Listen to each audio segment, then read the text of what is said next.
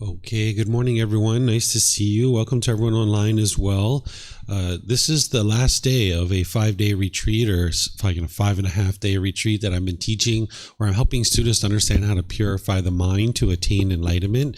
We've been learning a lot of different things, been sharing a lot of different teachings from the Buddha, and we're going to continue with that today. I'm going to be sharing here in the morning how to do a meditation to eliminate sexual cravings, because this is part of the path to enlightenment. If somebody is interested in getting all the way to enlightenment, they would eliminate their sexual cravings. But when or if somebody chooses to do that is a choice for them to make. But there's a technique that's going to help you to reduce it and then ultimately eliminate it if you'd like to do that.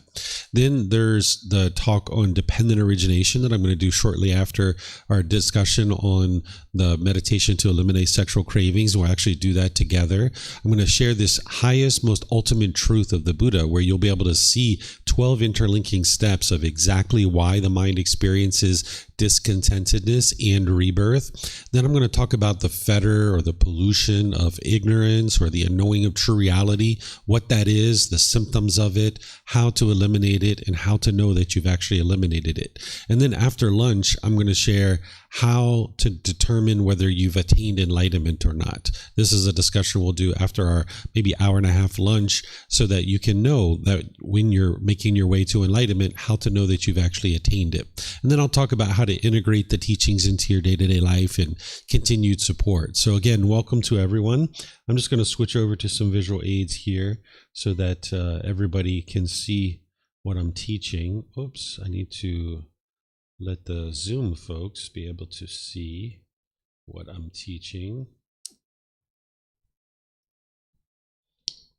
One moment. Okay, now we should be all up and running. Okay, so this meditation to eliminate sexual cravings is something that is a teaching from the Buddha that's helping the mind to eliminate its sensual desire. One of the strongest sensual desires that the mind has is sexual craving. There's many sensual desires that the unenlightened mind has, and all the teachings of the Buddha are helping you to work towards eliminating those in one way or another. You can have a longing, yearning craving for chocolate cake or ice cream or a pair of shoes or jewelry, or you can have a longing, yearning for permanence of your relatives, and there's all kinds of longing, yearning. Money is a big one. So there's all kinds of sensual desires in the mind, but one of the strongest ones for some people is sexual cravings. So the Buddha has a specific technique of meditation that's going to help you to knock down your sexual craving, and you can reduce it and then ultimately eliminate it if that's what you choose to do.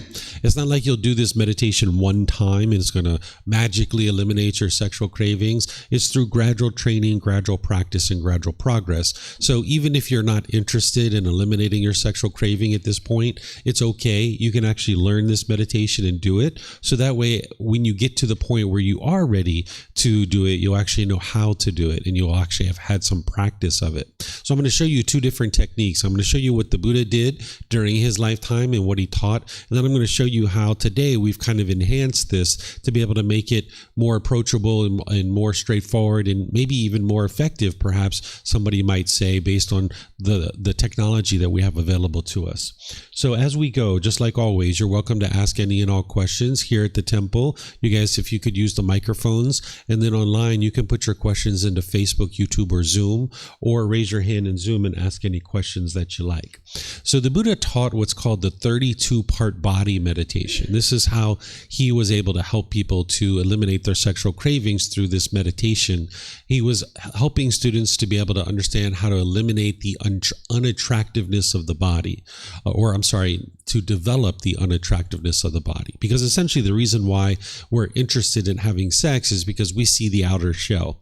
We see the hair, we see the skin.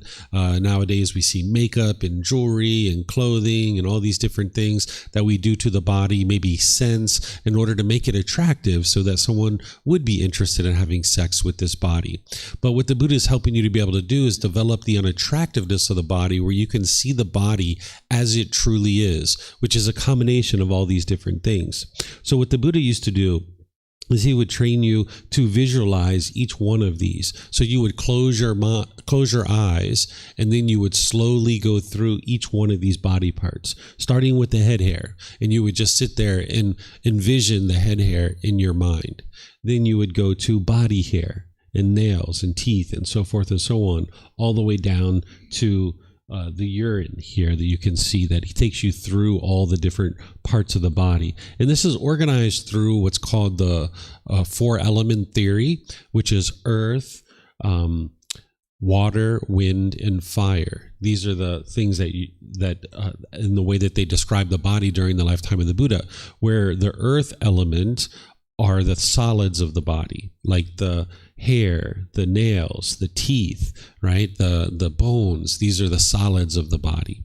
Then you've got the wind element, which is the movement of things in the body, like the things moving through the colon or the blood moving through the veins. This is the wind element. Then you've got the water element, which are the fluids of the body, like the blood itself or the urine or the saliva or the pus or the tears. This is the water element. And then you've got the fire element, which is the heat, oftentimes associated with digestion. This is how they describe the body during the lifetime of the Buddha. And even now in traditional medicine, that's how they describe it, is through these 4 elements. So this was like a method of understanding the body and diagnosing illness and then treating, where today we use things like cells and molecules and atoms and viruses and bacteria. We have a level of depth and understanding of the body beyond what they did 2,500 years ago. But this traditional system actually works. That's why it's still in practice today.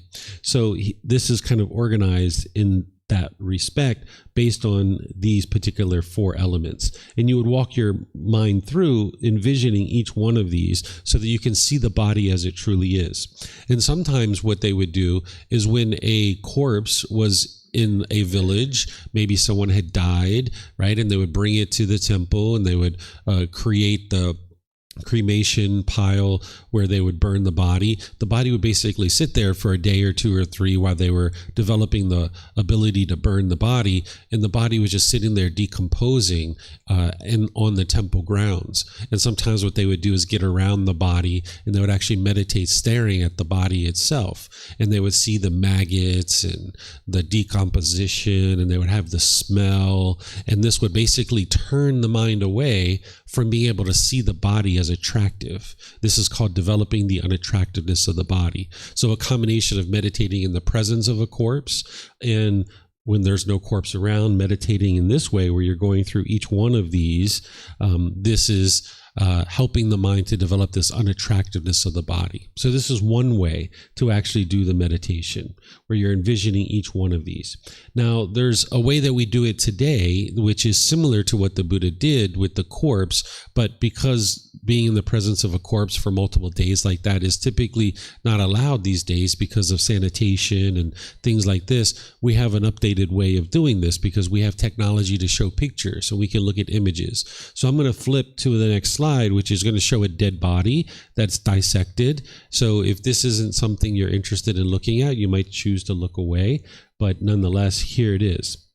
So what we can do today is we can find pictures of a dead body, and we can look at it and stare at it with our eyes open, and we can be breathing in through our nose and out through our nose, staring at this particular image, and now we can train the mind to have this unattractiveness of the body, right? So this is a way to help the mind to eliminate or abandon its lust, where the mind's longing, yearning for sexual contact, because it's starting to see the body as it truly is. And for anybody who has difficulty looking at a dead corpse like this, that's because of the mind's craving, desire, attachment. The mind's going to be uncomfortable looking at it. So it actually helps you to train your mind to actually look at these kinds of things, not be disgusted, not be, feeling sick or uncomfortable or anything like that, but just to understand that this is part of life. So what you would like to be able to do is get to the point where you don't have lust for this body, where you're longing, yearning, and wanting to have sex for it, with it, but you also would like to get to the other side where you're not repulsed by it as well. That's the middle way, right? So one of the ways you do that is you get exposure to things like this, but you need to decide the time and the place for you to be able to do that, is to be able to look at these kinds of things. So this is what would help you to develop the unattractiveness of the body and ultimately getting to a point where you're able to reduce or eliminate your sexual cravings. So let me see if you guys have any questions on this before I introduce to you how to do the meditation, and we can actually do it together if you guys would like. I'll kind of take a poll and see if you guys would like to do this meditation. But do you guys have any questions on on what this meditation is before I actually describe it to you more fully?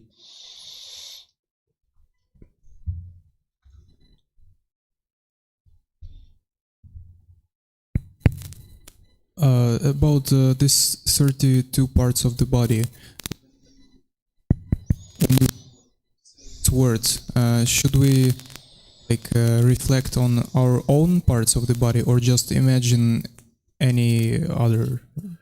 Yeah, you can. What you're doing is you're repeating it in your mind. So, like, let me go back to this. So, what you would do is, with your eyes closed, you would think in your mind, head hair. Head hair. And then at the same time, you're envisioning either your own head hair, you can use your own, or you could do someone else, right? Like, say you have a certain partner and you and your partner have decided you're no longer going to have sex, and you guys are going to gradually work your way away from having sex together. You could envision your partner's head hair, right? And then slowly work through this so that you're getting to the point where the body's no longer unattractive. So you could do it for yourself, envisioning yourself, or a partner. I mean, because I've done this meditation before, I made it like say hair.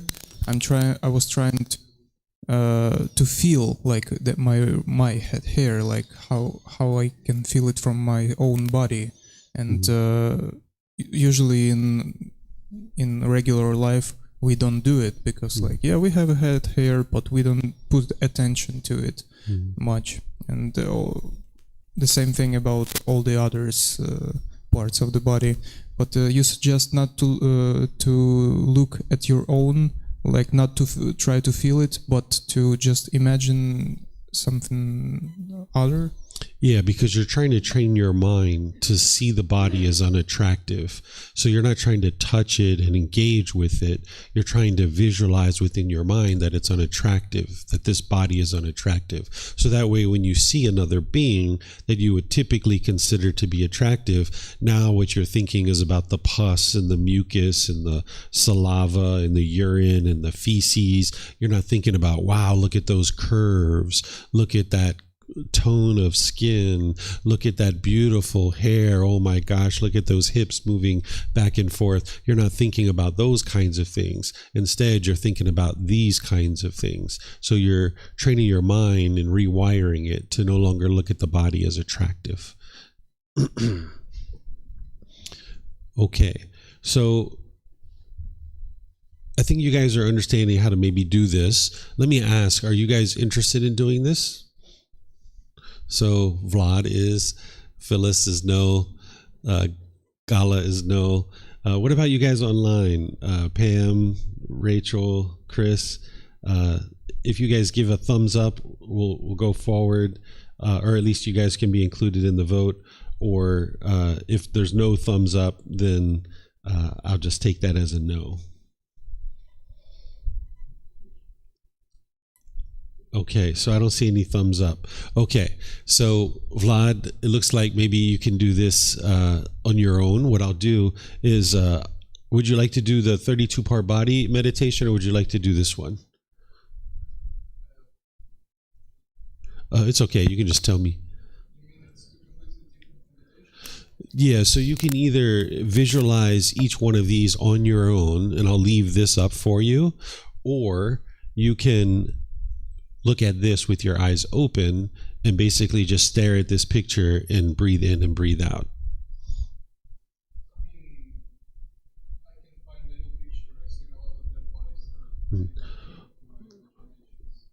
Well, we're getting ready to do a meditation. And what I'm going to do is I'm going to guide everybody in a breathing mindfulness meditation session, but I'd like to leave you something that you can do a meditation for elimination of sexual cravings. So would you like me to leave this up, or would you like me to leave this up?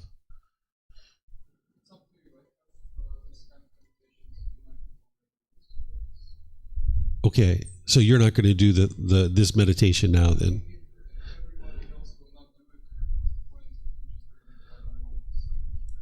Because you're in your own independent practice, and your practice is independent on what other people do. You need to make your own independent decisions based on what it is that you're trying to accomplish in any given time.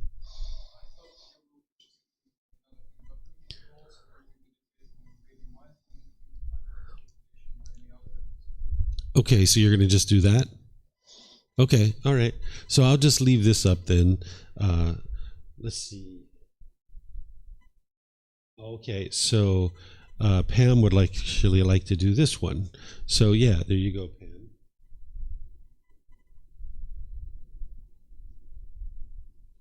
Okay, so Pam's saying she has a question here. She says, yes, a question before. This topic about elimination of sexual cravings, it's about to don't have sex anymore. Yeah, that's essentially what you're working towards. But, let's just say somebody has like a really high sexual craving. Maybe they're having lots of sex with different people, maybe 5, 6, 10 different people in a week or a month. They could also use this meditation to bring their sexual craving down to just one partner, right? And it could be used to reduce your sexual craving because it's not going to be like instantaneous that you do it just one time and magically your sexual craving's gone.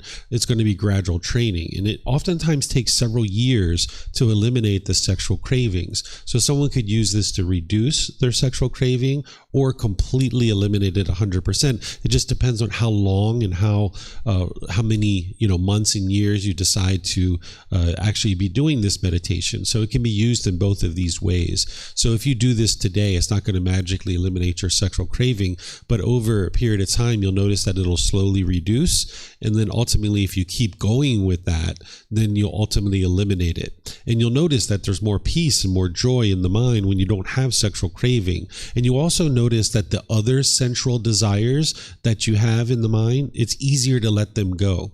When you still have sexual craving, because it's such a strong sensual desire, it makes it more challenging to let go of all those other cravings, desires, attachments that the mind has. So once you really dedicate to eliminating sexual craving, you'll notice that it's much easier to let go of so many other attachments in your life, and you'll notice a lot more peacefulness because you're letting go of sexual craving, but you're also able to more easily let go of all these other sexual cravings, because the let go of this really strong one makes all these other ones so much easier. So it can be used in these different ways. So I'll leave this up here for you, Pam. Oh, you have another question? Oh, what if we want to have children? So if that's the case, if you're interested in having children, this is where you need to decide for yourself that you're not interested in eliminating sexual craving at this point in your practice. So that's why everybody's on their own independent journey. Typically, people who are younger and who aren't interested in eliminate their sexual craving and who are interested in having children, they will do all the other work on the path to enlightenment, making their way up to the second stage of enlightenment, where in that second stage, your life's going to be pretty peaceful. You're going to have very limited discontentedness at that point, but you're still having sexual relationships or relationship. And now your sexual cravings are still in your mind, so you're not really experiencing much discontentedness in other parts of your life, but related to sex, you'll still have discontentedness because there's some situations where you'll get it and you'll be happy, and other situations you won't be able to get it and you'll be agitated or frustrated or annoyed. So you can get to that second stage of enlightenment and just hang out there, and then if you're going to plan to have kids, have kids, and then at some point after that, then that's where you would decide if you're interested in getting to enlightenment to completely eliminate sexual cravings. And that's something that each person needs to decide for themselves. So if somebody's young, it might be 5, 10, 15, 20, maybe even 30 years before they actually decide to eliminate their sexual cravings. It just depends on your development on the path and, how far you would like to take it and when you would like to take it. As I shared earlier in the week, I would have never thought at any point in my life that I'd be 44 when I decided to let go of sexual contact. I thought that I'd be on my deathbed still having sex, right? Because it's honestly that pleasurable. But when you start seeing the painful feelings associated with the sexual activity, you start being more and more interested in the peace and the joy of the enlightened mental state, because those qualities start shining through in the mind more and more and more. And you'll get, like, say, a month or two of a lot of peacefulness and joy, and then you'll end up having sex. And yeah, you'll feel great for a couple of days, but then your mind will end up in this agitation and frustration and irritation.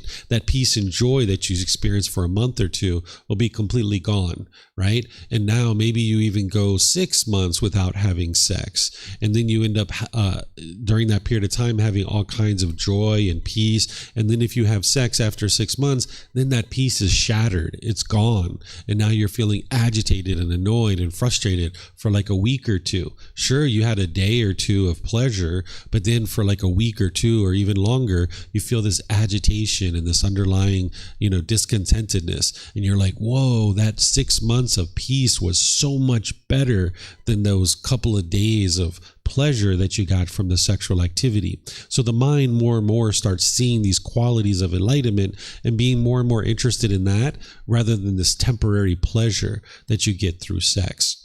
So each person needs to come to that on their own. And if somebody was interested in having sex or having children, they wouldn't necessarily, start doing this right now.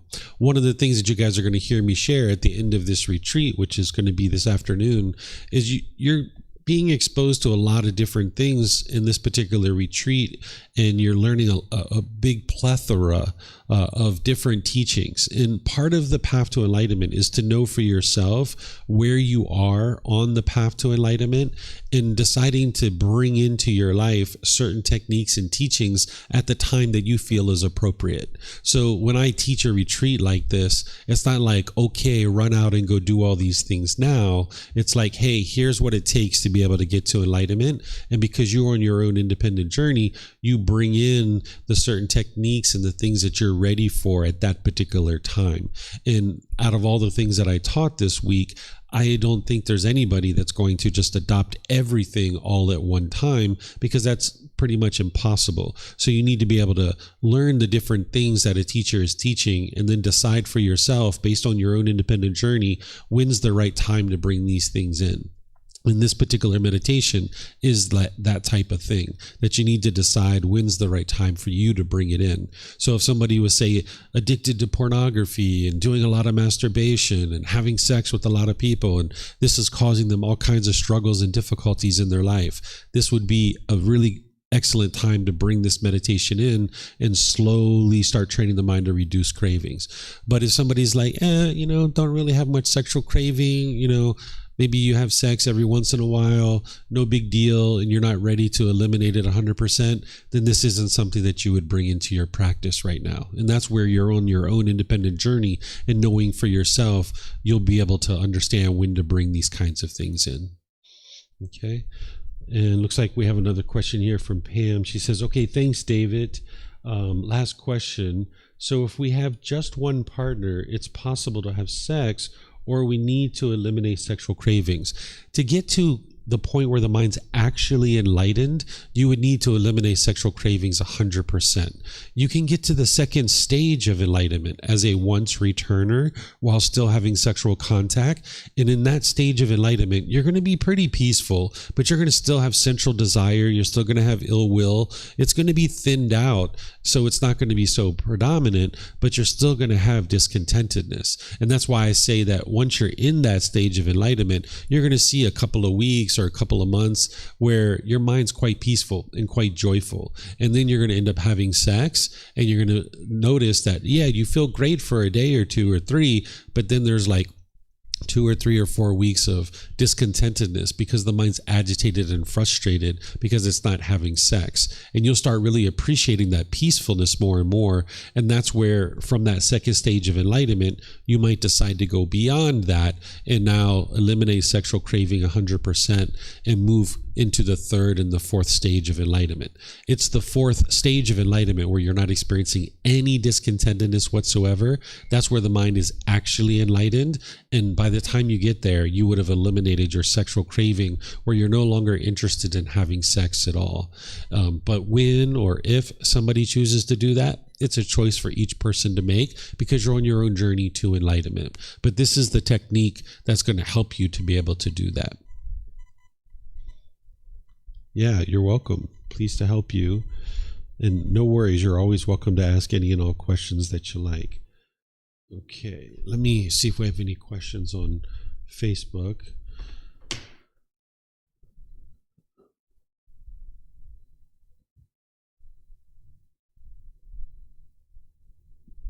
Okay, looks like we might have some questions here on Facebook.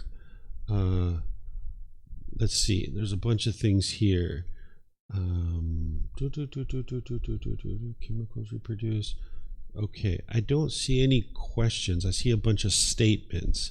If you're going to attend a class with a teacher to learn the path to enlightenment, it would be helpful for you to ask questions instead of making statements, because that's the way you're going to be able to learn the path to enlightenment. So it's best to put your mind in the role of a student. Okay, so I don't see any other questions anywhere. Okay, so what I'm going to do is I'm going to guide you guys in a breathing mindfulness meditation.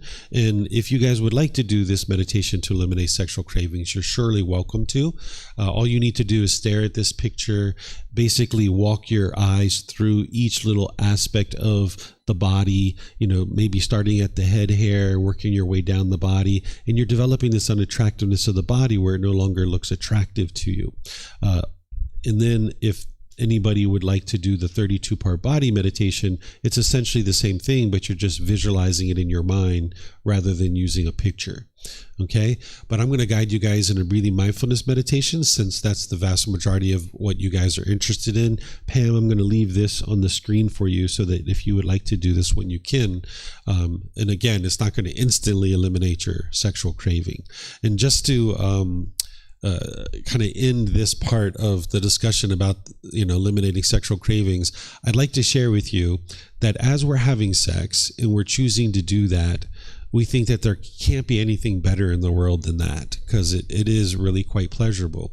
But there is something actually better, and it's called enlightenment. As you experience more and more qualities of the enlightened mind, you'll see that this is actually even better than sex. You can't imagine that there's something better than sex in the world, but as you start experiencing those qualities more and more, you'll actually be able to see for yourself that there is something better than sex in the world. But you just need to be able to work your way towards that and be able to see that truth for yourself.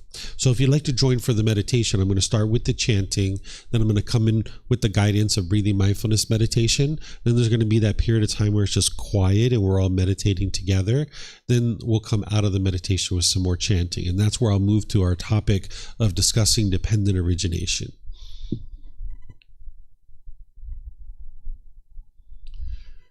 Arahang Samma Sambuddho Mahakeva Otang Mahakavanang Apivateyami Savakato Mahakavata Tammo Dhammang Namasami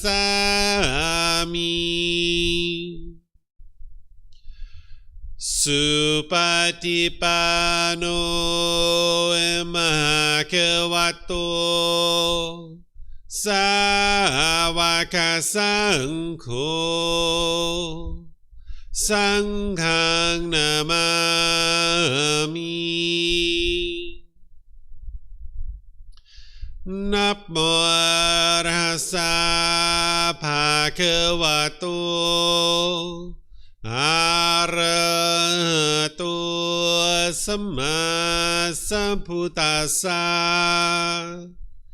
Namo Tassa Bhagavato Arahato Samma Sambuddhassa. Namo Tassa Bhagavato Arahato Samma Sambuddhassa. Iti piso Bhagava Arahang Samma Sambuddho Vicacaranang Sammuno Sakatoro Kavitu Anutero Purisa Dhamma Sati Satatawa Manusanang Poto Bhagavati.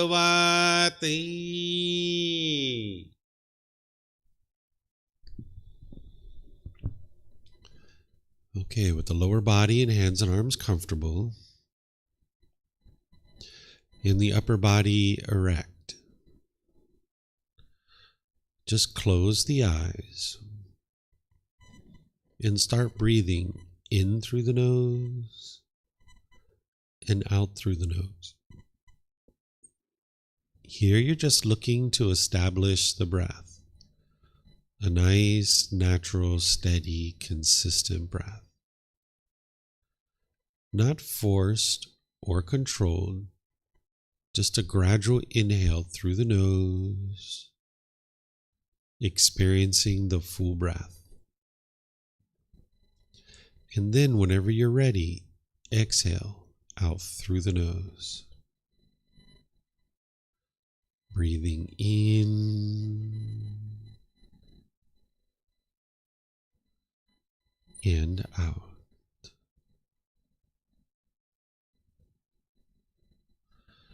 Breathing in and out.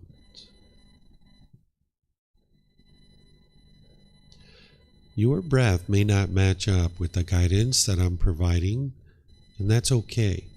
This is your practice. I'm just here for guidance. You can use this voice as a reminder that whenever you get to the next inhale, breathing gradually through the nose, developing a nice, natural, steady, consistent breath.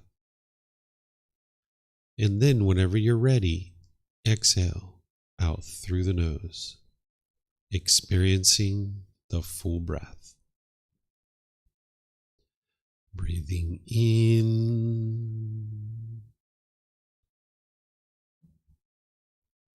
and out.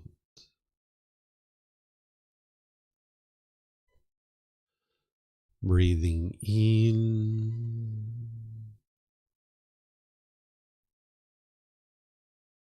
and out.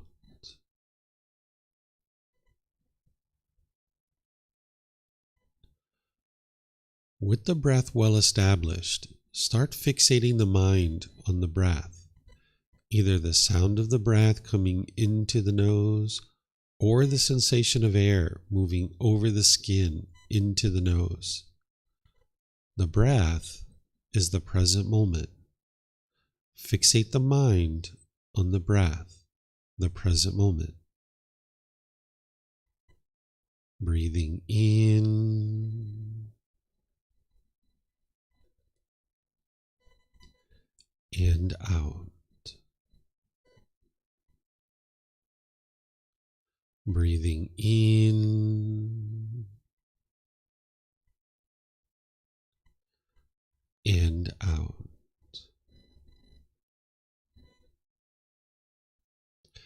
with the mind fixated on the breath.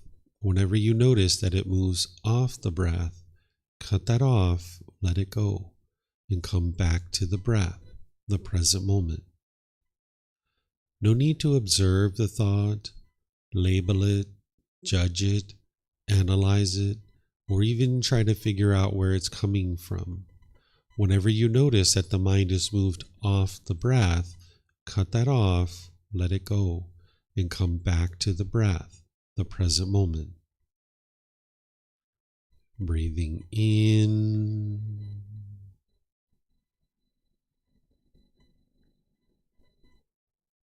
and out.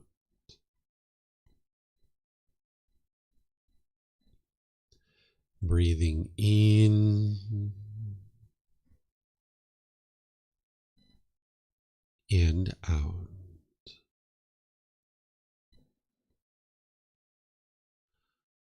I'm going to be quiet now and let you do this work of focusing on the breath, cutting off and letting go anytime the mind moves off the breath. You have nowhere to go. There's nothing to do. No one needs you right now. This is your time to focus on the breath. Breathing in and out.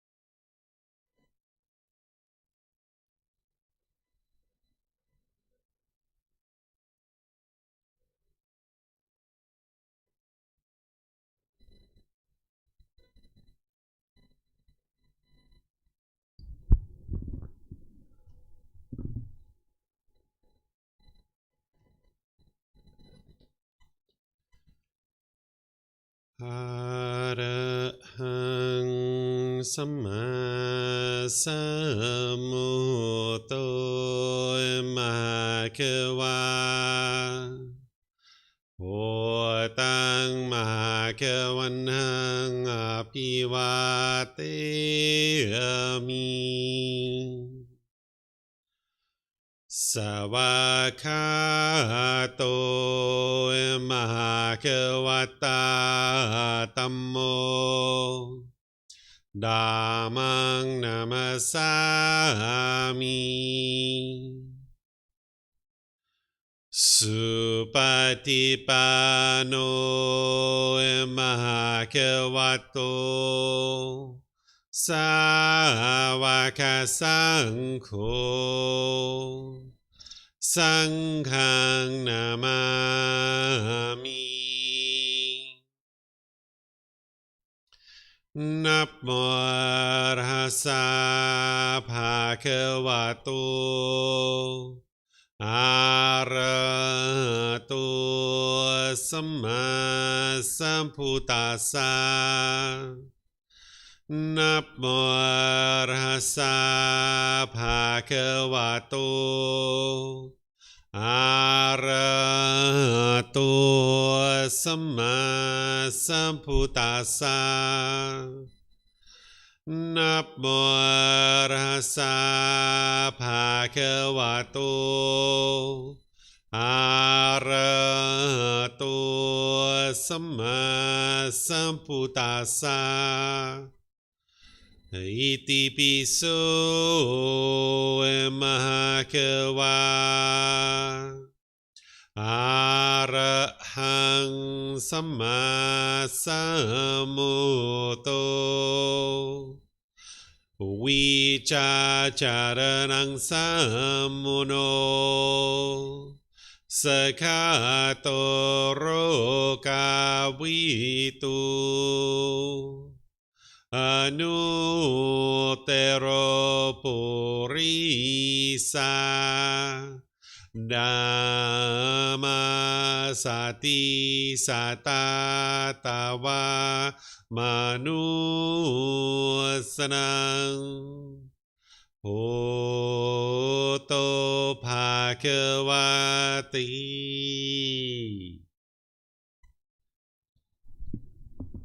Okay, if you guys would like to slowly make your way out of meditation.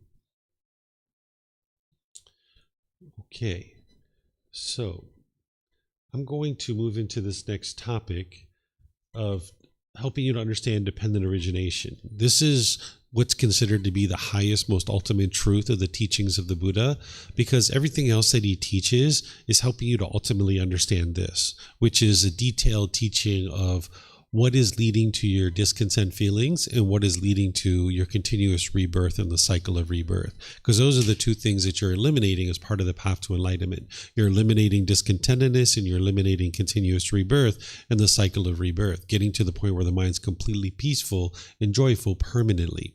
So the Four Noble Truths gives you like a little window into understanding what's going on in the unenlightened mind. In those four simple statements, you understand the problem, the cause, the elimination, and the path forward. Then you learn the path, the Eightfold Path, and you start to learn how to train your mind to eliminate the pollutions. You learn about the three poisons or the three unwholesome roots, which is kind of like a broader way of understanding and a little bit deeper way of understanding the mind.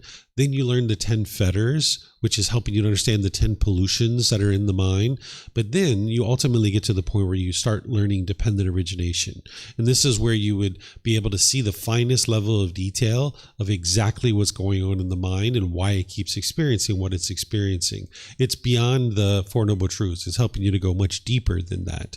So a teaching like this, I'm going to walk you through it and help you to understand it, but just understand that you might not understand it the very first time you learn it. I've had some students that sometimes take upwards of a year to be able to understand this because they really need to take their time to think it through, reflect on it, look at it. So make all your best efforts to understand it today.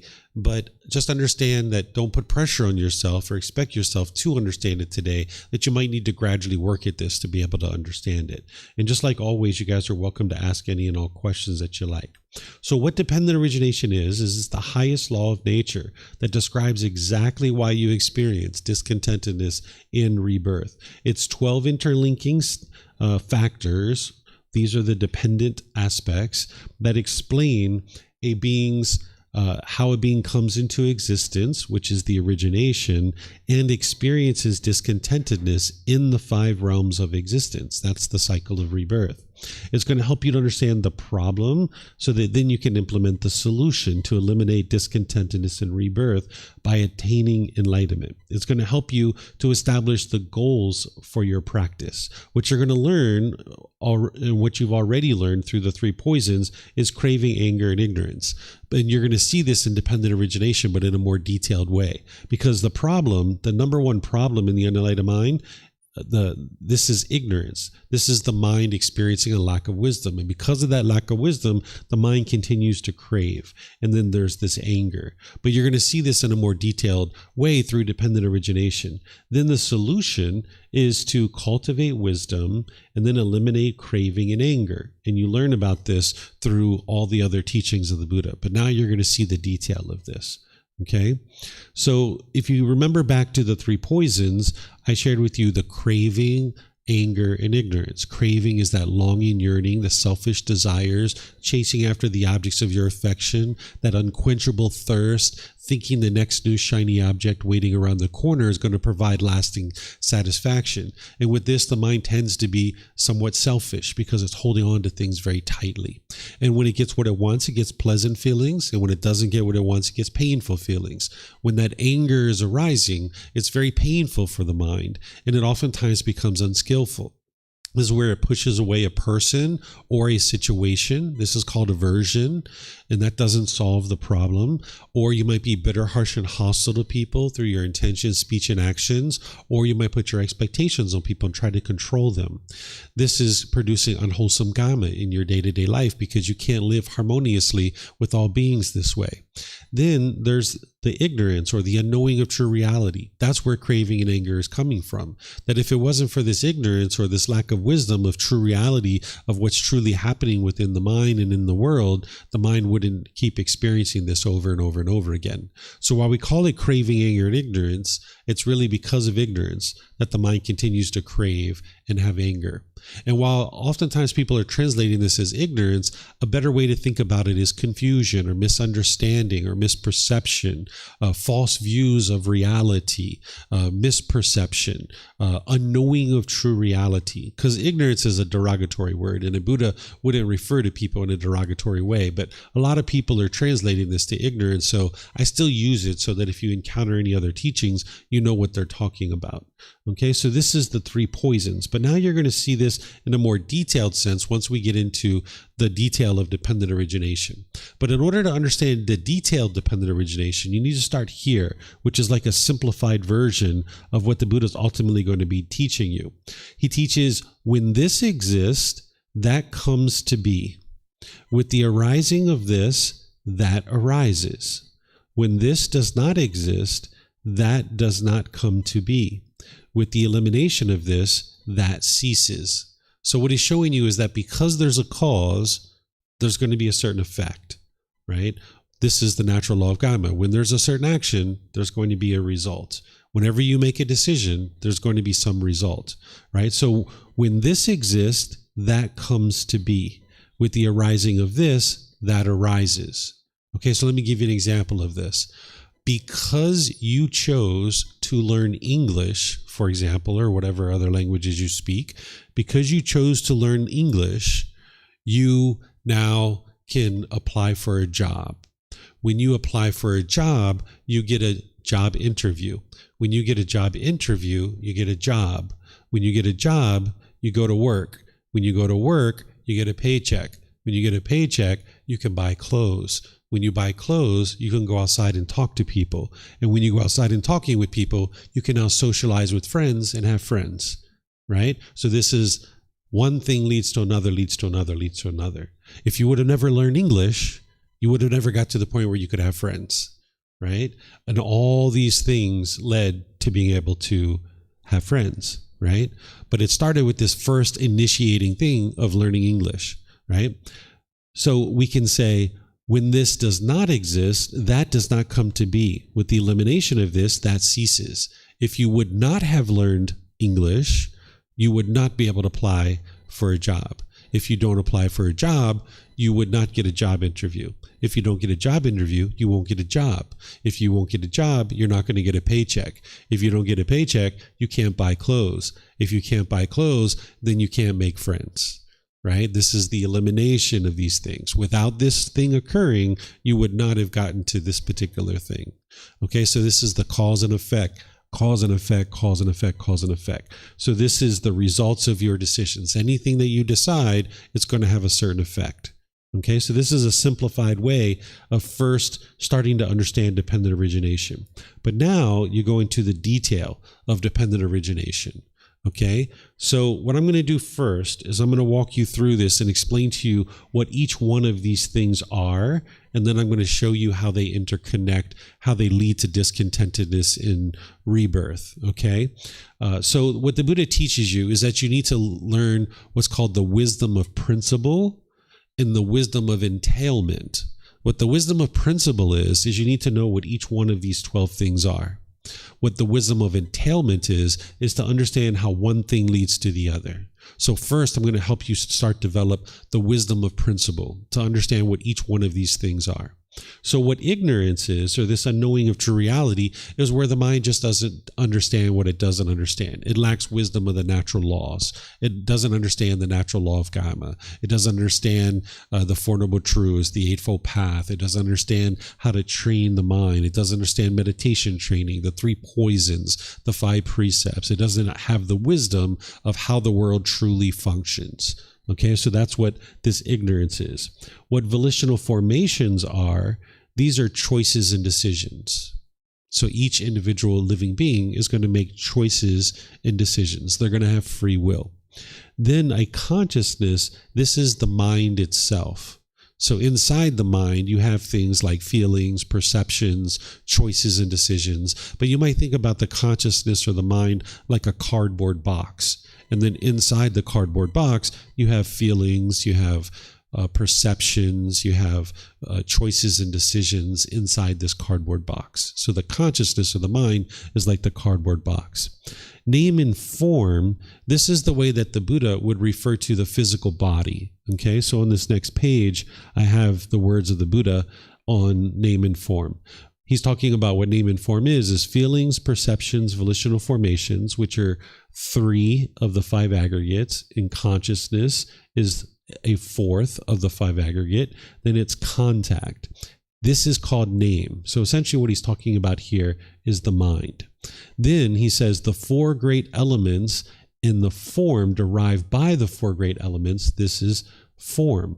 So when he's talking about the 4 great elements, he's talking about earth, wind, water, and fire. Okay, that's what the 4 great elements are. And that's how they would describe the physical body during his lifetime. So what name and form is, that what you can think about this as, is the physical body. And this will make sense when we talk about how this all comes together, because there's a mind that comes together with the physical body. Okay, then what the 6 sense bases are, is the 6 sense bases are the eyes, ears, nose, the tongue, the body, and the mind itself. This is something that the mind's longing, yearning through, is the 6 sense bases. That's how you experience contact through to be able to interact with the mind. Then contact is when you have a certain object, right? There's, say, a physical form. That's called the external sense base, right? And now the internal sense base is the eye. And when the mind becomes aware of this, these 3 things are called contact. So when you have an internal sense base, you have an external sense base, and when the mind becomes aware of it, that's called contact. So there needs to be 3 things for contact to occur: an internal sense base, an external sense base, and the mind needs to become aware of it. The Buddha calls this the eye, then he calls it, the physical form, and then he calls eye consciousness is where the where the mind becomes aware of what it's seeing through the eye. And then you have the ear, you have a sound, and then you have ear consciousness, meaning the mind has become aware of what it's hearing through the ear. You have the nose, you have an odor, and then you have nose consciousness, which is the mind becoming aware of what it's smelling through the nose. You have the tongue, you have flavors, and then you have tongue consciousness. You have the body, you have physical objects, then you have the body consciousness, where the mind is now aware of things that are touching the body. And then you have the mind, you have mental objects, then you have mind consciousness. The mind is aware of the mental objects. So contact comprises these three things: the internal sense base, the external sense base, and then the mind becoming aware of it. That is now contact, that you've now been contacted by some object. Then there's feelings. Feelings are pleasant feelings, painful feelings, neither painful nor pleasant. These are conditioned feelings that based on some condition, the mind will then experience a feeling. Then there's craving. This is the longing, the yearning, the mind longing for things. The mind's chasing after the objects of its affection. It's longing, yearning. Oh man, I just wish I could have a boyfriend or girlfriend. Oh, that's going to make my life so much better. Oh, I really wish I had more money. Oh, I really want that more money. Oh, why can't I get a better job? I want that job. This is the mind longing, yearning. Okay? The clinging is where the mind's holding on to something tightly. In the foundational classes, I teach these two things as the one thing, because people are just getting started, but they're actually two separate things. The craving is the longing, yearning. The clinging is the holding on to it, wanting it to be permanent. Okay? So, oh gosh, I really wish I had a boyfriend or girlfriend. Oh, it would be wonderful to have a boyfriend or girlfriend. Now you get one, and then the mind clings to it, holds on to it, wants it to be permanent. Oh, I just wish I had more money. Oh, I want more money. I want more money. I want more money. And now once you get it, the mind clings to it, holds on to it, and wants it to be permanent. Okay, so that's what these two things are. It's two separate things that the mind's doing. It's longing, yearning, and then it's clinging. Okay? Then we've got existence. Existence is when a being has essentially come into existence, where by this point, a body, in the case of a human being and an animal, a body and a mind has come together. Okay? That's what existence is. Then birth is when a being comes into the world, right? Birthing out into the world. Then aging and death, you guys understand that, as the body's going to age, and then it's going to ultimately experience death. It's going to deteriorate over time, and then ultimately it's going to reach a death where the body and the mind separate. And in the meantime, there's going to be discontentedness, sorrow, grief, pain, displeasure, and despair. So this is called the wisdom of principle, that you need to understand each one of these things individually of what they are. And if you look in the book series, in volume 5, chapter 14, I have this here, but I also have underneath of it for each one of those the words of the Buddha like this, that describes each thing individually. So I just gave it to you in a summary format, but you can see the words of the Buddha in volume 5, chapter 14 for each one of these things to understand wisdom of principle. Okay? Do you guys have any questions on what any one of these individual things are? Sure. Help yourself to a mic. For those of you guys online, if you could put your questions into Facebook, YouTube, or Zoom, or you can raise your hand in Zoom and ask any questions that you like. So, Vlad. I would name and form the condition of consciousness. We're not talking about that yet. We're just talking about what are they individually. Okay. Mm-hmm. You have a question, Joel?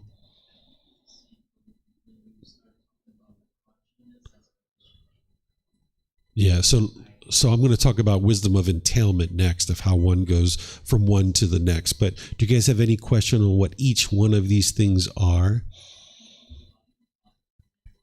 Chapter 14. Mm-hmm. Yes, can you repeat the consciousness, please? The consciousness is the mind, the non-physical thing that we were talking about last night. It's not the brain. The brain is the physical body, And the mind is something completely different. It's non-physical, non-tangible. Volitional formations are choices and decisions. So that's the free will choices that a living being is going to have. That you made it, for example, a choice to sit in this seat. You made a choice to fold your leg like that. You made a choice to put your hands like that. You made a choice to put those glasses on, that shirt, those clothes, that hairstyle. Everything is a choice that you're making. So there's choices and decisions that a being is making. We're not talking about that yet. Yeah, we're just talking about what each individual thing is. And you said volitional formations are 3 of the aggregates? No, what you're referring to is name and form. Here, he has, as the way he's describing name is he's talking about it as feelings, perceptions, volitional formations, and consciousness, which are 4 of the 5 aggregates. But then he's also including contact, which contact is the internal sense base, the external sense base, and then the mind becoming aware of it. He's calling that name, right? And then for form, he's calling it the 4 great elements, which is whenever you see him referring to the 4 great elements, he's talking about the physical body, earth, water, wind, and fire, right? So the way that I teach students is this name and form, just think of it as the physical body. Yes, there's all these details that you can understand, but you don't really need to. If you just understand that this name and form is the physical body, that's enough for you to be able to understand dependent origination. Okay, let me see if I have any questions on Facebook or YouTube. I don't see any questions there. Okay, so now I'm going to explain to you the wisdom of entailment, of how each one of these things connect one to the other. Okay, so with ignorance as condition, meaning the mind is lacking wisdom of true reality and how things truly work, then a being is going to make decisions through that ignorance.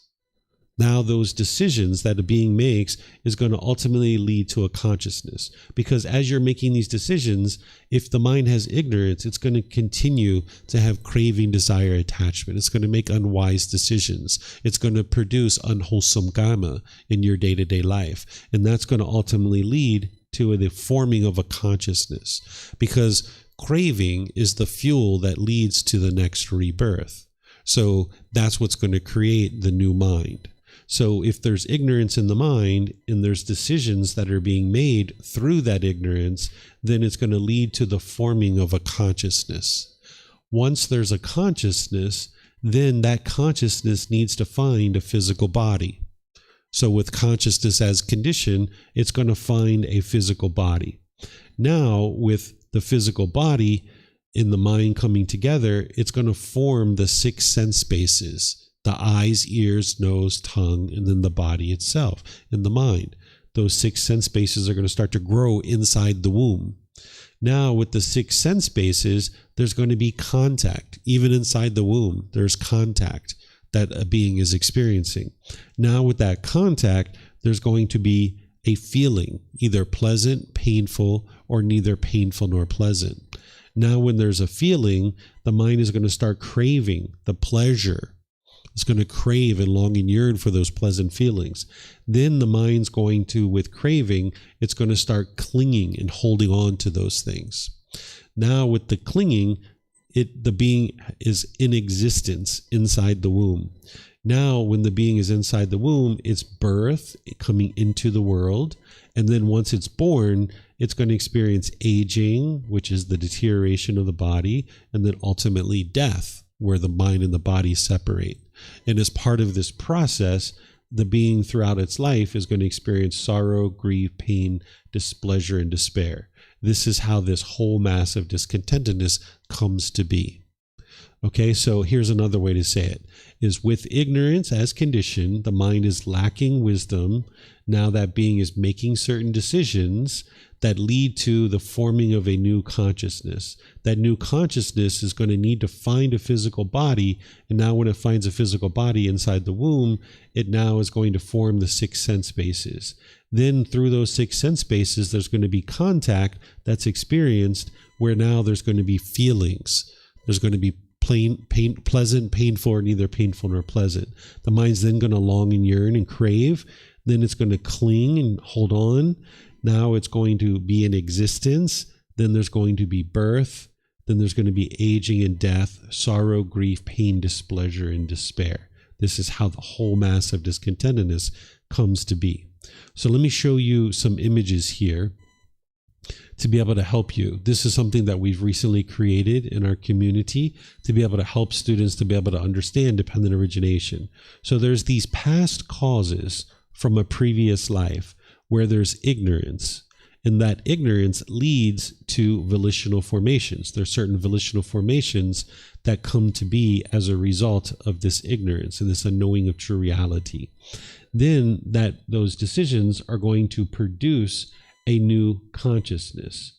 And now with this new consciousness in the present moment, the present effects that an individual is experiencing, that consciousness is going to find a name and form.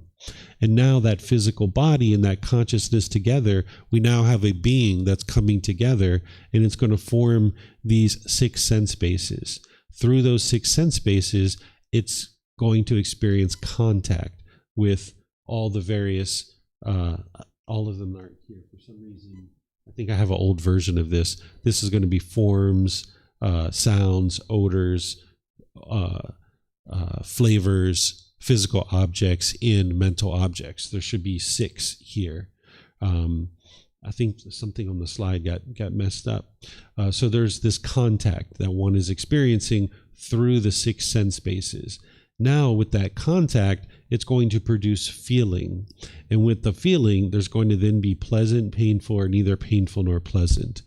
From those feelings, there's going to then be present causes that are going to now be experienced. That's where there's going to be craving, clinging, and then there's going to be existence. And now that this being is in existence, it's going to be born, and then it's going to experience aging, death, sorrow, grief, pain, displeasure, and despair. This is how this whole mass of discontentedness comes to be. Okay? I also have it here in a chart format that with past causes, there's ignorance and volitional formations. That's in the past life. That the mind wasn't trained. It still had ignorance at the end of its life. Because of its decisions to not be trained, it still had ignorance. And those causes and conditions led to the forming of a new consciousness, which then found a physical body. It needed to find a physical body. Then there's going to be these 6 sense bases that are then formed within the womb, which is going to lead to contact, which is then that contact coming through the 6 sense bases. It's going to produce feelings. And now when there's feelings, there's going to be craving, the mind's longing, yearning. Then it's going to cling and hold on. Then now this being is in existence. There's going to be a birth, this being coming into the world. Then there's going to be aging and death. This is the deterioration process. And then there's going to be sorrow, grief, pain, displeasure, and despair. This is how this whole mass of discontentedness comes to be. So while we can look at it through past causes, present effects, and future causes, we can also see that in each individual life, all 12 of these things are actually happening within one life. So this dependent origination is explaining the process of how a being comes into the world and continues to be reborn, but it's also explaining the cause and effect of how it leads to discontentedness as well. So where you use something like this is you might think of it like a math equation, that ignorance plus craving and clinging equals anger and discontentedness. That's the 3 poisons, right? Back here, that ignorance leads to craving and anger. I've always shared that with you guys from the very foundational classes, right? But this is the detailed version of it. This is like if you did a math test and you wrote an answer, your teacher's like, show me your work. I would like to see your work. Well, the answer is, the Buddha is explaining to you that craving leads to discontentedness. That's what he teaches you in the Four Noble Truths. But this is the detailed work. This is showing you the step by step of how it's all occurring. That because of ignorance, the mind is going to continue to crave and cling, and then that's going to lead to the anger or the discontentedness in the mind. But this is now the details to show you exactly the step-by-step of how this is happening. And where a teaching like this is helpful for you is it helps you to see what the number one goal is on the path to enlightenment. Do you guys see what the number one goal is?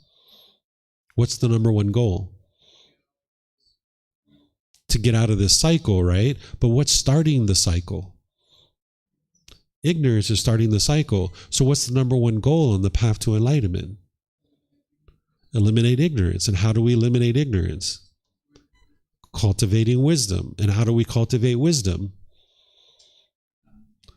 By not believing anything, right? Learning, examining, investigating teachings, reflecting on those teachings, independently verify them, and practice them. This is what I've been teaching you from the very first class that you ever took with me, perhaps, depending on what class that was. I teach people don't believe anything at all, because you guys didn't know dependent origination at that time, but I did. And I knew what I was guiding you towards, which is don't believe anything, right? You need to be able to learn, examine, investigate, reflect, to independently verify, and then practice. And that's what's going to lead to the truth and to wisdom that you can see true reality. Then you can dismantle all of this. Because back here, when this does not exist, that does not come to be. With the elimination of this, that ceases, right? So with the elimination of ignorance, you're no longer going to be making unwise decisions. And if you're not making unwise decisions, then it's not going to lead to a new consciousness. And it's not going to lead to that consciousness having to find a name and form, because there's no consciousness, right? And with no consciousness, and there's not going to be the six sense bases, there's not going to be contact, there won't be feelings, because there's no being that's coming into existence, essentially, right? So you can get to the point in this life where you eliminate your ignorance. And now you've dismantled this. You're now outside of the cycle of rebirth. You're no longer experiencing this continuous cycle. And the way that you'll know that you're outside of this is that as you're cultivating wisdom, this is how you independently verify dependent origination, that as you're cultivating wisdom and you're becoming wiser and wiser, you can see that your discontentedness is diminishing slowly but surely. There are situations where you were once angry and frustrated and agitated. And now when you arise your wisdom and you're training your mind through the Eightfold Path, your discontentedness is gradually diminishing. And eventually you get to the point where there's no discontentedness. 1 year, 2 years, 3 years, there's no discontentedness in the mind whatsoever. You'll know that you've completely dismantled this and you've attained what's called final knowledge, that you've completely transformed your mind away from ignorance and your mind's completely wise to the natural laws. And now you won't be experiencing any discontentedness whatsoever, because you will have dismantled this whole process that is occurring within your life. That you, of course, will still experience contact. You will still have the six sense bases, but you will no longer experience conditioned feelings, right? You will no longer have craving and clinging. Sure, you're in an existence and you have been born, and there is aging and death in this life, but you're not experiencing sorrow, grief, pain, displeasure, and despair. So if you think about this as a math equation, that ignorance plus craving and clinging equals discontentedness, well, if you don't have ignorance and you don't have craving and clinging, then you shouldn't have any discontentedness. And you'll see that's occurring as you train your mind on this path, that's slowly occurring, because you're slowly diminishing your ignorance, you're slowly diminishing your craving and clinging, and you're slowly diminishing your discontentedness. And eventually, when you completely eliminate your ignorance and craving and clinging, your discontentedness will be completely eliminated. And you'll know that you're outside of this and you've dismantled it. It'll be 1 year, 2 years, 3 years. There's no discontentedness in the mind. Okay, so this is the wisdom of entailment. You're going to need to remember each one of these and how one links to the other. And the ultimate takeaway from this teaching is to cultivate wisdom. That's your ultimate goal on the path to enlightenment, is to never believe anything ever. Don't believe what I say. Don't believe what's in the books. Don't believe anything anybody teaches you about the path to enlightenment. Instead, you need to get to the truth and independently verify it for yourself. If you're learning from a teacher, you should be able to ask them, How do I independently verify that? And if they've done the work themselves, they should be able to teach you how they independently verified it so that then you can do the same thing. And if they can't teach you that, then they haven't independently verified it.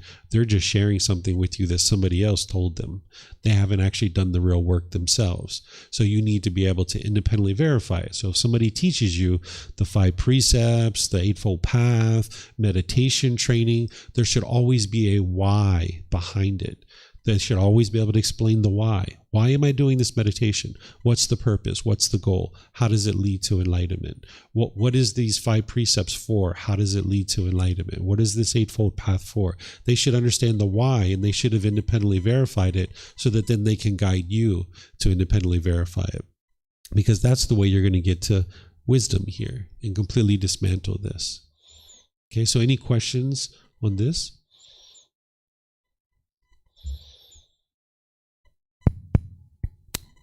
I wonder about the 6 sense bases. Why exactly 6? I understand we're humans, we have like 6 sense bases, but for example, if it's an animal, can it have, it can have another senses that humans, for example, don't have.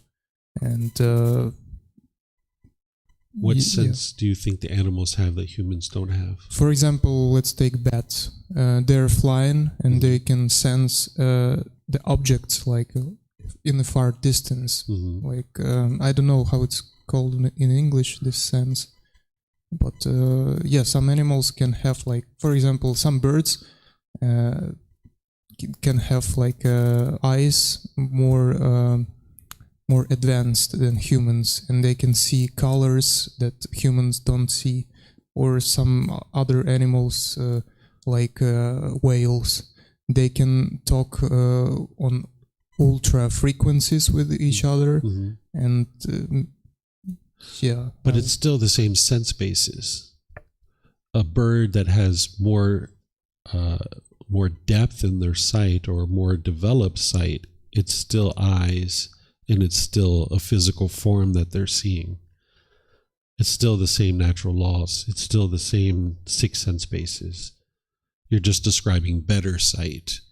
Or the whales that are having certain speech, we could call it speech, that they're hearing certain sounds through their ears. Still the same thing. It's ears and sounds. It's just a different sound. Okay, maybe another example.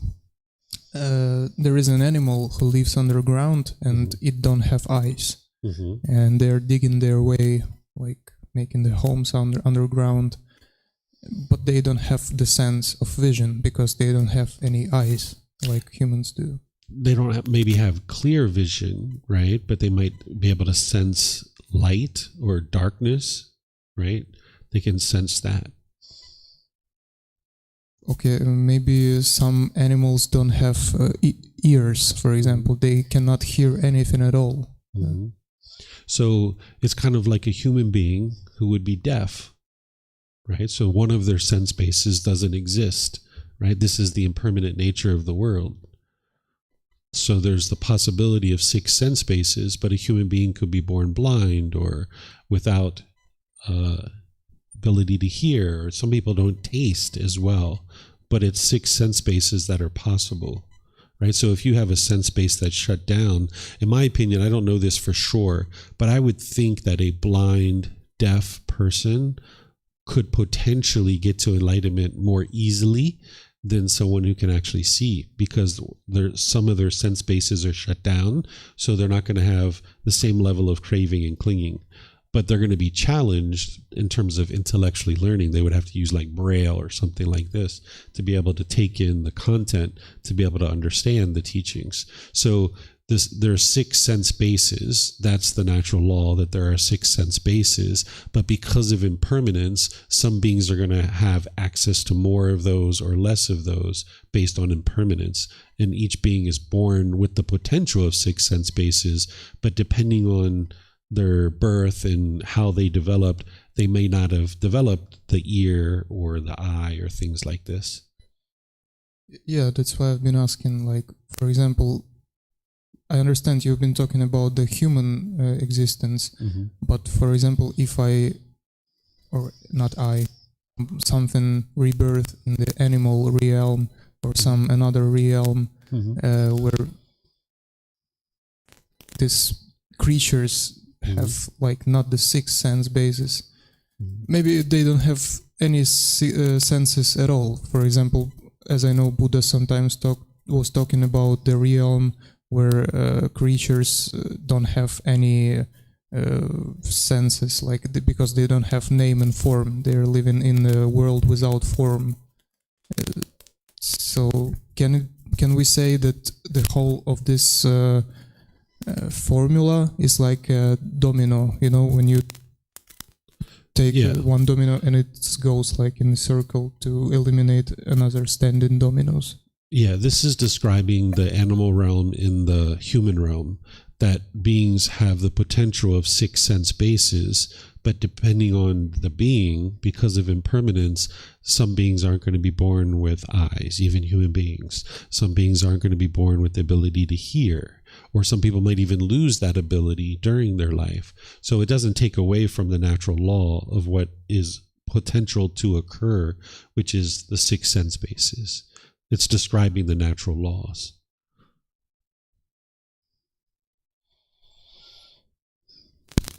Okay, and another question I have about the order. Like I see, firstly, it comes consciousness before name and form, and you say the consciousness is the same as a mind, right? Yes. Okay, so does it mean that our mind creates reality? Like because name and form, as I understand, it's something physical. Like I have this shirt, I can name it, it have a form. Does it mean that my mind creates this reality, or reality is reality? The mind isn't creating that reality, the mind is experiencing that reality. So name and form is the physical body. So the Buddha is describing how the mind and the physical body are coming together.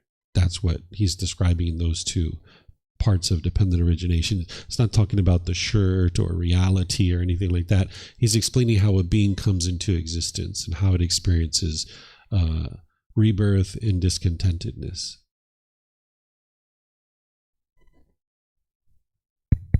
But I mean, like, because this formula have specific order.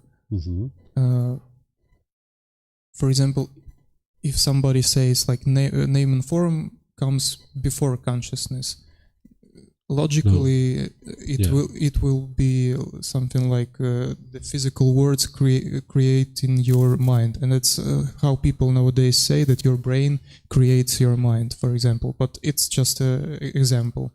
But here the order is another, like the mind come first and then the name and form. Or do I understand it not right? Yeah, it's the mind comes first, then name and form, but it sounds like you're confusing it with some other things that you've been exposed to, maybe in other places. Say that name and form comes before consciousness. I say, what if we like imagine? Some people can say like that. For example, the scientists nowadays, they say that the brain creates your mind, and that's it means that name and form, this brain, we can name it, it have a form, it creates your consciousness. And I'm not saying I believe in it, but the order is like this, they say. But here the order is opposite, that the mind is first and the name is form is the second. Yeah, this is what's truly occurring, and this is what you need to be able to independently verify. The Buddha is explaining what's truly occurring. What other people might say is, their opinions and their views, but this is true reality. This is what's actually happening. So you'll be able to independently verify this. So what you do is you are able to see, here's the process. If we take away from dependent origination for a second, if there's a being that's in existence with a body and a mind, we might call that mind cardboard box A. And now in that cardboard box, it's a certain size, certain shape, certain color, certain texture, and there are certain contents in that cardboard box, right? Well, at the end of this life, that cardboard box is going to dissolve. because it's impermanent. It's not permanent. If there's contents in that cardboard box, meaning craving in certain residual memories, those contents need to find a new cardboard box. That's the cause and condition that's leading to the creation of the next cardboard box. So now we have cardboard box B. Okay, cardboard box B is a different shape, different color, different shape, different texture. And now those contents are in cardboard box B. Okay, so now we have this new being's mind, and that mind now needs to find a body. So when an egg and a sperm comes together, all we have at that point is the beginning of forming name and form. That's all we have. And now there's this consciousness from outside that now comes into the womb in order to join together with this name and form. So the cardboard box A, if it still has craving at the end of this life, those contents need to find a new cardboard box. The way you can think about it is like a fire. If you have a fire that has logs that are burning, the logs are the fuel. And now they're burning and creating a fire, and they're sending off sparks. And when these sparks are flying through the air, those sparks are going to land and ignite a new fire. It's a completely new fire. It's not the same fire as before, but it came from the old fire. There's this spark that created this new fire. So these cravings and residual memories in cardboard box A are the spark that's leading to the creation of cardboard box B. And now cardboard box B, it has craving and residual memories. This is what you can see when every single being is born. They have craving from the very beginning. When a baby comes out, we'll use human beings. When a baby comes out, right away it starts crying. It's discontent right away because of its craving and because of its ignorance. It doesn't have anger yet, but it has craving and ignorance. The conditions are produced for the mind to now become discontent. That inside the womb, that mind that is joined together with the body, it has craving, longing, yearning, craving, permanence, and it has ignorance or unknowing of true reality. It's craving and clinging to this experience inside the womb. And now when it comes out of the womb, now it's going to be discontent because it craves being inside the womb. And that's why with a baby, we wrap it up in a blanket really tight, mimicking the womb so that its mind is getting its craving fulfilled and it feels comfortable. So, but when it first comes out, that's not the case. So that's why it starts crying. But right away, they'll wash it off, they'll clean it, they'll wrap it up, they'll put a hat on it, they'll make it feel like it's inside the womb again. And that's when it'll be somewhat content at that point because it's now getting its craving fulfilled. So you can see this process play out when you are understanding the process of birth and having participated in the process of birth. You can see that all of these steps are present as a being is coming into the world.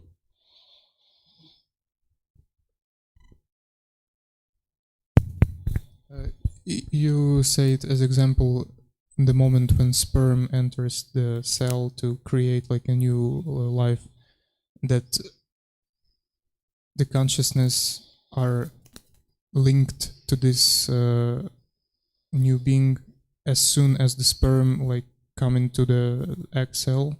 Not as soon as that happens. So there can be an egg and a sperm that come together that never get a consciousness, right? So this is where like you can have someone, they might call it a miscarriage, but it's actually not even a baby yet. It's just a mass of tissue. Right? You can have an egg and a sperm that comes together and is actually growing inside the womb for a couple of days, even a couple of weeks, and there hasn't been any consciousness that comes into the womb yet.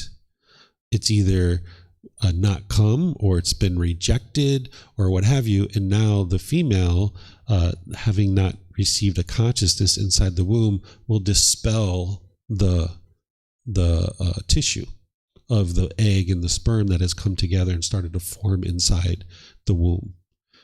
There's these kind of, I actually experienced this. One of my girlfriends had this situation one time where she basically expelled the tissue of the egg and the sperm that had been growing inside her womb for a couple of weeks, and there was never a consciousness that came into the womb, and it was just tissue. That was it. But I wonder what's the exact moment, like if it's just a tissue, there is no consciousness in there, but when does the consciousness like come into?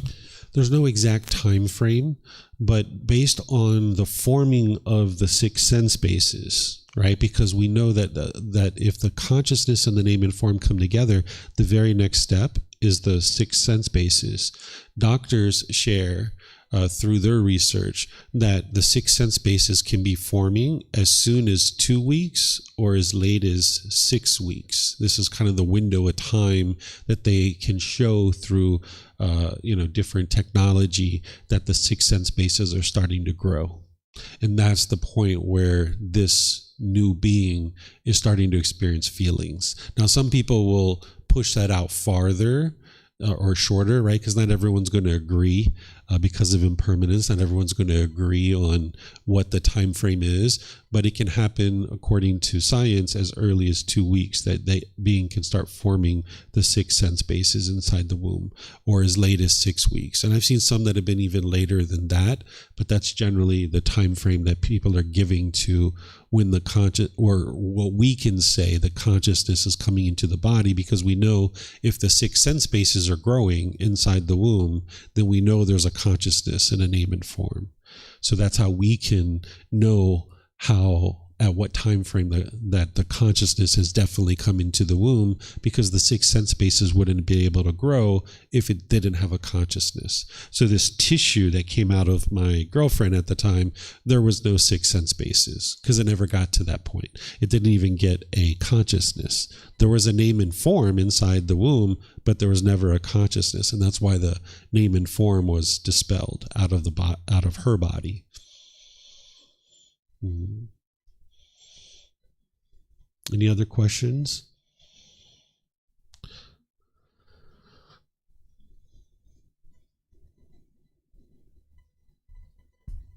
Why would a name and form not receive a consciousness?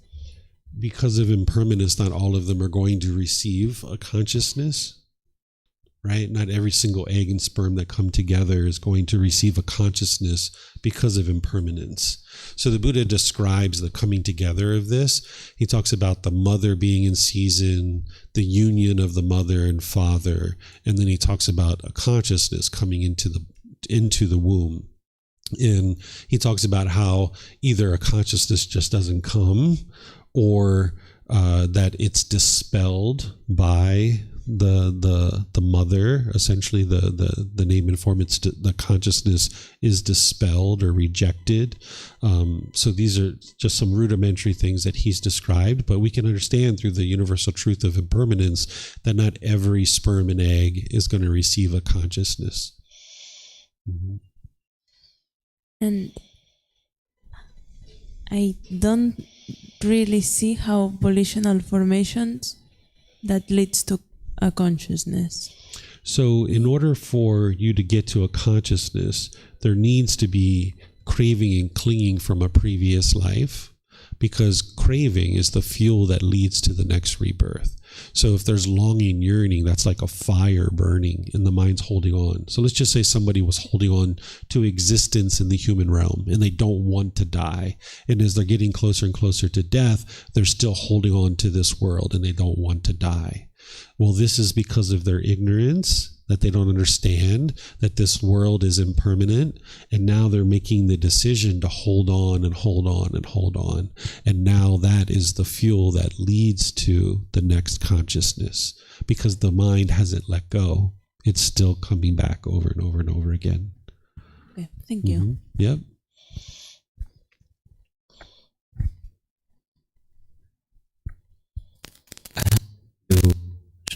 Mm-hmm.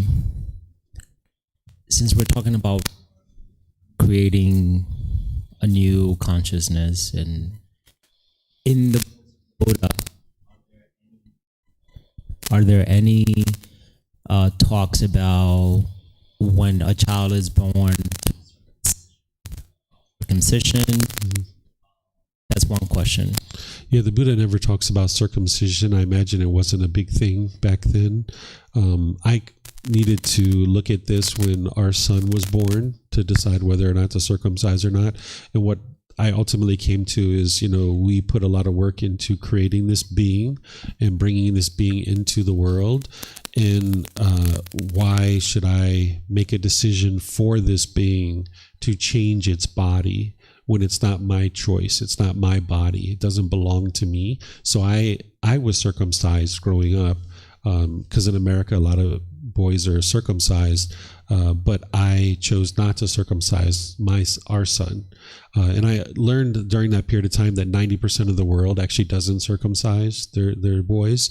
And it made sense to me to not do it because it's his body. And if that's something he would like to do, then he makes that choice. There's no need for me to make that choice. I also thought that, why do I feel like there's something wrong with his body and I have to fix it? That's unwise. Also, why would I inflict this pain for his body so early in his life? Why would I choose to do this for him? And then the last thing I realized is that I did some research that with the skin on the penis, there's actually more pleasure during sex. And I was like, all right, well, let's let him have his skin. So that's why I decided to not do it. My wife was okay with that too. That was her decision as well. Good. I don't think she went through the same process as me, but for me, I went through that process to decide. Okay. Then the next one I put virgin. What's my question? Okay. Virgin. So one more thing on the circumcision thing. One of the things that people say of why they circumcise is they say it's dirty, right? That's kind of like the common thinking, like it's dirty to leave it there and all this kind of stuff. That's to like say there's something wrong with my child, right? Like right away it's born and somehow there's something wrong with it and now this is dirty and I need to fix it. And I thought that was a pretty pessimistic view of how to look at a child being born in the physical body and thinking that there's something wrong with it and now I needed to change it. So that was part of it as well. Also related to and consciousness into a name and form, formation, egg and sperm. Mm-hmm. In the books of the Buddha, does he ever speaks about a virgin or some kind of, how some religions or in some civilizations there's like a pure virgin that, well, let's say Jesus was born from a virgin, no sexual, and in today, 2025, without sex, is it possible to have what is there any talk about someone bringing a child into without actually an egg or sperm? No, I've never seen anywhere in his teachings that he talks about a virgin at all, right? Because, like some people teach you shouldn't have sex until you're married, right? That would be permanence if everybody didn't have sex until marriage. So the Buddha doesn't teach those kind of like black and white rules. He doesn't have any rules like that. He's just teaching you how to train your mind. He would have already understood, well, some people are going to have sex before marriage. Some people are going to have sex after marriage. Some people are never going to have sex in their entire life. There's people out there that have never had sex their entire life and they're never going to have sex, right? So there's all kinds of different people like that. So he's not trying to fit you into a box and tell you how your life should be. He understands that you're making your own decisions and it's your life, it's your decisions. And he's teaching you how to purify your mind to be able to get to wiser decisions. But it's your decisions that are leading to any particular result. And he's not kind of trying to fit everybody into a certain template or a mold of exactly how everybody should conduct themselves. He's just helping you see the natural laws, and then he leaves it to you to make your own decisions, and you're going to experience the consequences of those decisions. And one of those consequences, or two of those consequences, is discontentedness and rebirth, right? So if there's ignorance in the mind and there's decisions that are unwise, it's going to lead to continuous rebirth and continuous discontentedness. So you can dismantle this by cultivating wisdom and making wise decisions. What my other question? The Kundalini question. In some groups, people talk about having a Kundalini awakening or something with the spine and the health. Is there anything in his books? I know he doesn't talk about chakras. He doesn't about energy that. Based on what I heard, I need to read more volumes. But is there any little thing related with Kundalini? I don't know if you heard about this. Yeah, I know about Kundalini, but the Buddha doesn't talk about it at all because it's not part of the training of the mind. It's not part of what he taught. But by the way, he does mention energy, but he calls it spiritual energy. Essentially, what he's talking about is like a vigor and vitality to apply towards growth and development within your own mind. That's the way he talks about it. So that's why yesterday we were talking about the question about energy came up. Yeah. Different people describe it different ways, but the Buddha essentially talks about this vitality, this determination, this diligence towards growth and inner work to improve this being's mind. And that's what he's talking about, to rise up this energy in the mind to then be able to now apply effort towards growth and development as a individual being. Okay. The reason I ask is sometimes there's we're all created with sex. So is it with what? With sex? Oh, having had sex. We're all well, nowadays you can do it with IVF. Right? Correct. There's other forms. Impermanence. Yeah. And there's a lot of with Kundalini sexual energy and things coming. So is there anything related with rebirth in the cycle he ever explained or talks about, maybe using other terms? No. Mm-mm. No, okay. He talks about how a being, prior to dependent origination, he talks about the mother being in season, which means, she's going to drop an egg out of her ovaries, which they wouldn't have had that level of detail. So that he just described it as the mother being in season. Mm-hmm. But now we know what that means because we have more understanding than 2,500 years ago. He talks about the union of the mother and father, which is the intercourse. And then he talks about the consciousness coming into the womb.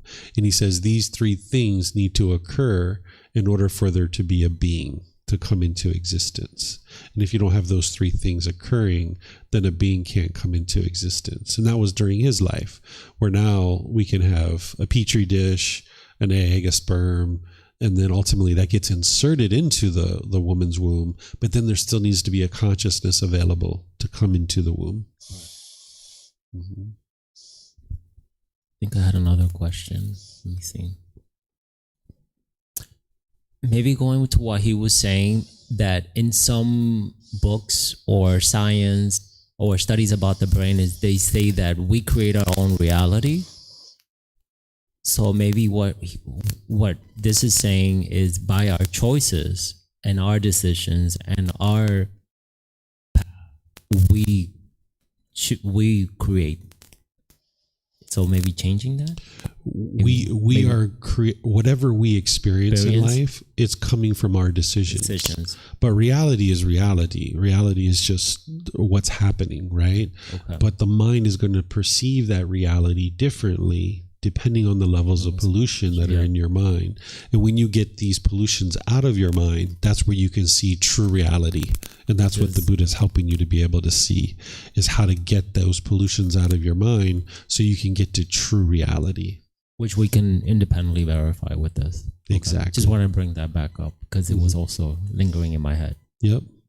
Okay. Thank you. Yeah, you're welcome. Okay, looks like we might have some questions here. Pam's asking, being consciousness would be the first thing then. Yeah, consciousness is going to exist prior to the egg and sperm coming together. So we might think about it like there's a whole queue or a whole pool of consciousnesses that are out there just waiting to get reborn, because you're not reborn instantaneously. You can see anywhere from 500 to 2,000 years, and maybe even longer, maybe even shorter, of beings that are just out there, or not beings yet, but minds are waiting to be reborn, right? They're just out there in the world, just the consciousness. And this is where you can see that the consciousness is not dependent on the brain. This is what we were talking about last night. You can see it here, and you can see it through understanding how the process works, right? So that you might just think about this pool or this queue of consciousnesses that are just waiting for rebirth. And now when there's an egg and a sperm that come together, now there's the ability for this consciousness to come into the mind. So the consciousness is completely independent of the name and form, or the sperm and the egg. And it's just waiting to be able to be reborn and come into this new name and form. Okay. The Buddha doesn't describe where it waits. He doesn't really talk much about this in-between time, because there's really nothing for you to know that's going to help you get rid of your discontentedness. Because remember, that's always his goal, is to help guide you towards the elimination of discontentedness. So if he described, if he even knew, I don't know how much he knew about it, but he does describe a little bit. He talks about it as the stations of consciousness, and he talks about these stations that the consciousness goes through, but he doesn't really describe it in much detail, because there really isn't anything that's going to help you to eliminate your discontentedness in this life by understanding that. And there's nothing in that period of time that's going to change what you're doing in this life to be able to get to enlightenment. He does talk about how an individual can attain enlightenment between one life and the next too. So you can attain enlightenment during your life. You can attain your enlightenment at death. You can attain enlightenment between one life and the next. And you can also attain enlightenment at the time of landing in this new life. So let's just say a mind in a previous life has done all the work on the path to enlightenment, but they still have one craving. And their one craving is to exist in the world. And one of the ways that you eliminate a craving is by fulfilling it. You can cut it off and let it go, or you can fulfill it. So a mind in a previous life that they've eliminated all their craving and clinging, they just have this one craving to exist. Now that mind is reborn into the human realm. It goes into the womb. Now this consciousness has come together with the name and form. And now maybe once it's in existence in the womb, now maybe that being has gotten to enlightenment, and it actually maybe even dies inside the womb. Right? So sometimes when people miscarriage, they're upset about that, and they're really sad. But in reality, that being could have gotten to enlightenment. And now that's what the Buddha calls enlightenment upon landing. Upon landing into that new life, you can actually get to enlightenment at that point. So it's not necessarily a sad thing, but people are sad, of course, because they have this craving for this new baby.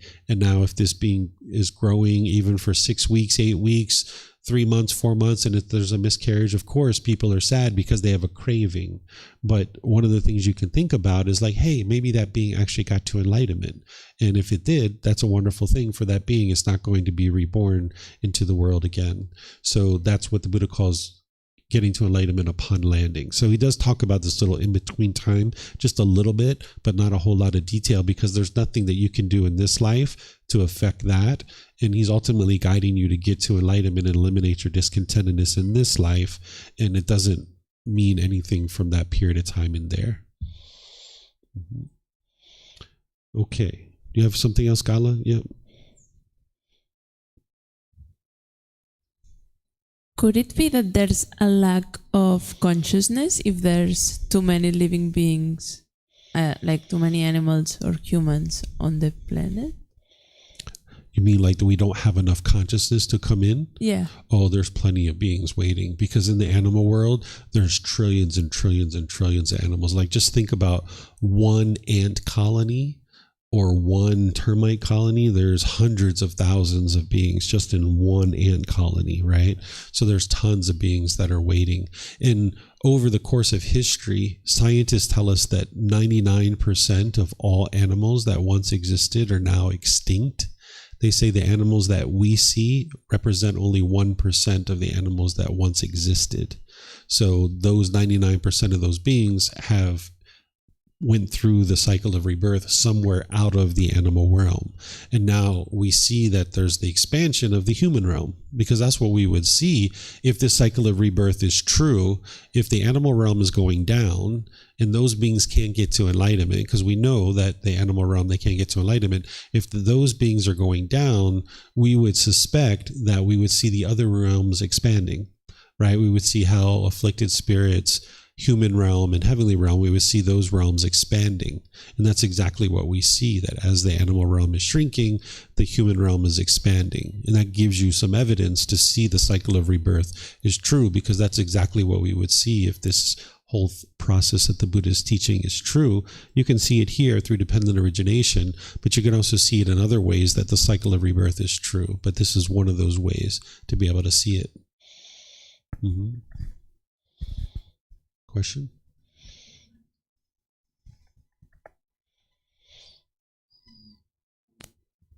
One, two. This is What's the next? This is describing rebirth. So I want to know if I can go something before the meditation, or to ask about this, or I want to know what's next. What will be? Oh, you mean after this topic? Yeah, after this. Oh, what I'm going to do is take a break after this topic, and then we're going to come back, and I'm going to teach you the fetter of ignorance. Okay. So can I ask a question about the meditation? The sensual. Maybe we can do it this afternoon when we get to the closing discussion, where it's going to be like a wrap up of all the kind of miscellaneous questions. Mm-hmm. One. I remembered in some schools of Buddhism and in some traditions, they're talking about the 40 days of Bardo, like this between life and death, where for 40 days this consciousness are waiting or doing something like before it experienced the rebirth. The Buddha never taught that. That's something that people are modifying his teachings, and they're sharing that as if it's from the Buddha. This is the danger of looking at all those other things, is the mind can be so misled into these different things. And people are calling it Buddhism, but it's not Buddhism. It's not what the Buddha taught. You'll never find that anywhere in his teachings, in the Pali Canon. Mm-hmm. Okay, so just to kind of wrap this up, the ultimate goal of the path to enlightenment is to cultivate wisdom. That's what's going to completely dismantle dependent origination. It completely unravels it. And that's why you should never believe anything.